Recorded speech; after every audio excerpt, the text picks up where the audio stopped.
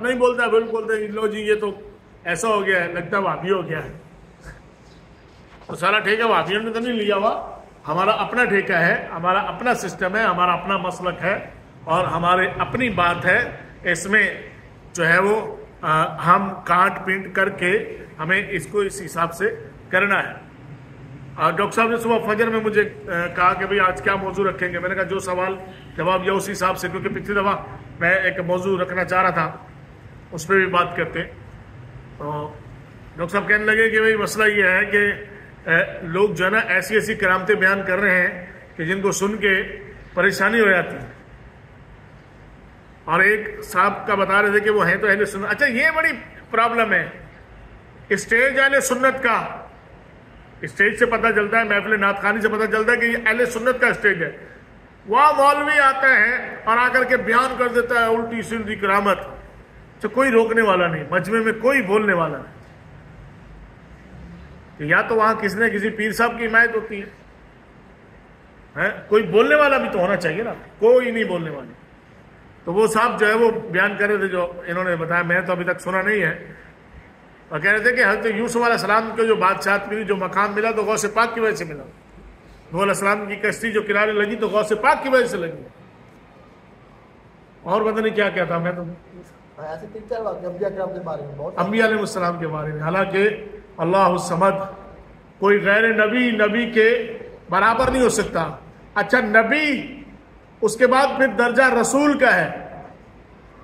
313 رسول ہے نا، 1,24,000 انبیاء علیہ السلام، پھر 313 رسول، اس کے بعد رسولوں کا درجہ ہے. تو جن انبیاء اور رسول کا نام لیا جا رہا ہے وہ تو رسولوں کا درجہ ہے. غوث پاک رضی اللہ تعالیٰ عنہ کا جتنا بڑا بھی رتبہ ہے، جتنا بڑا بھی مقام ہے، لیکن صحابی کے درجے کو نہیں پہنچ سکتے. صحابی کے درجے کو نہیں پہنچ سکتے. اچھا یہ کہنا بالکل درست نہیں ہے کہ ادنا صحابی، نہیں، صحابی تو ہیں سارے اعلیٰ، لیکن جو آخری اگر کوئی درجہ اگر بنتا ہے تو آپ کی میری ضرورت نہیں ہے، درجہ اگر بنتا ہے تو اگر کوئی اس میں سب سے آخر میں ایمان لانے والے یا جس طرح سے جو بھی ہے اگر کوئی درجہ بنتا بھی ہے تو کوئی بڑے سے بڑا ولی ان کے مقام تک نہیں، صحابہ اکرام کے مقام تک نہیں ہے چجائے کے اوپر. اکثر عموماً یہ انڈیا میں 2-4 مستنڈے ہیں وہ مولوی، وہ بیان کرتے ہیں اور ان کو سن کے اصل میں وہاں کی جو زمینی گراؤنڈ ہے نا وہ عجیب ہے. وہ صبح نکلیں گے، ان کا تعلق ہے نہیں ہے تو وہ مندر کو دیکھ کے وہ ہے مسلمان، بہت زیادہ بھی کٹر ہے نا، بہت زیادہ بھی کٹر ہیں، ان کو پھر بھی کہیں نہ کہیں رام رام کرنا پڑ جاتا ہے. تو وہ جب ان کے درباری پجاری ان کی چیزیں بیان کرتے ہیں نا تو پھر یہ برابر میں بیلنس کرنے کے لیے پھر یہ لے کے آتے ہیں، بیلنس کرنے کے لیے یہ لے کے آتے ہیں. اور ایسی کرامتیں، ایسی چیزیں بیان کر دی کہ جو شریعت مطالعہ میں کہیں نہیں تھی. اچھا میں آپ کو ایک بات اور واضح کروں گی، جو چھوٹی چھوٹی کتابیں لکھی ہوئی ہیں نا ان پہ بھی آپ غور کریں. کسی مفتی مجتہد نے لکھی نہیں ہے. اگر مفتی مجتہد نے اگر کچھ کیا ہے نا اس نے یا قرآن کا ترجمہ کیا یا قرآن کی تفسیر لکھی یا درسیات کی کتابیں لکھی ہیں. یہ جو کرامتوں والی کتابیں ہیں نا یہ ایسے لوگوں نے جو ہے نا وہ لکھی ہوئی ہیں جس کی بات نہیں، جیسے میں نے پہلے وضاحت کی تھی کہ 12 تقریری کتاب ایک زمانے میں وہ تھی کہ جس میں پورے ہر مہینے کے 12 سال میں 12 مہینے نا ہر مہینے کے واقعات تھے.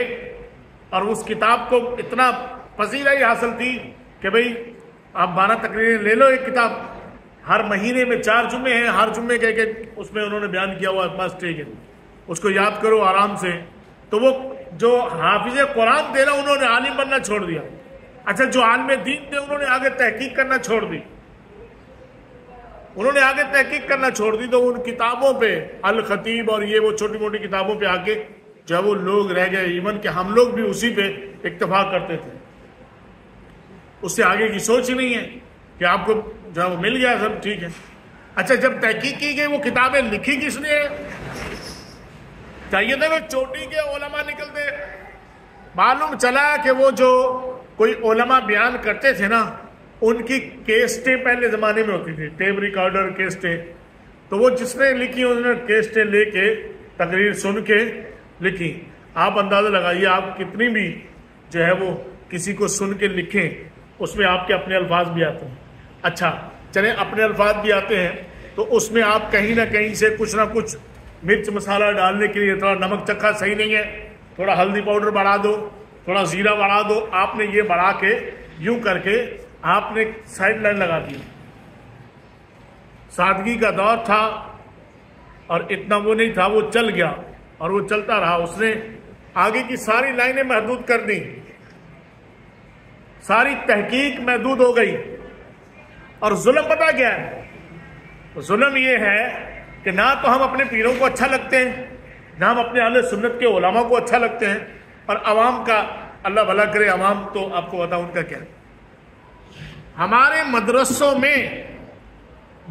میں جو بڑی بڑی کتابیں ہیں, بڑی بڑی کتابیں, وہ بڑی کتابیں وہ والی کتابیں ہیں کہ جن سے آدمی پڑھنا سیکھتا ہے. صرف و نحو یہ وہ کتابیں ہیں کہ جن سے آدمی پڑھنا سیکھتا ہے. بیسک یہ ہے. آپ اندازہ لگائیے کہ ہمارے ہاں نظام تعلیم جو اسکولنگ کا ہے وہ کتنا خراب ہے. وہ اتنا خراب ہے کہ KG اور بیسک جو کلاسیں ہیں ان کو پڑھانے کے لیے میٹرک اور 10ویں کی ٹیچریں اور ان سے ہم پڑھواتے ہوں کہ جن کو ابھی خود بھی تجربہ نہیں ہے.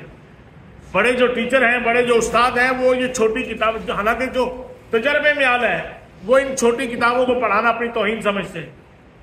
یہی وجہ ہے کہ مدارس اور اسکولوں میں بیسک ہی نہیں بن پا رہی. اسکول میں بھی آپ دیکھ لیں بڑی کتابیں کوئی بڑا پروفیسر پڑھاتا ہی نہیں ہے, ٹیچر پڑھائے گا, FA کیا ہوا ہے. تو اس طرح ہمارے مدارس میں کیا ہے کہ جو نئے استاد رکھے جاتے ہیں ان کو یہ کتابیں دی جاتی ہیں, پڑھاؤ.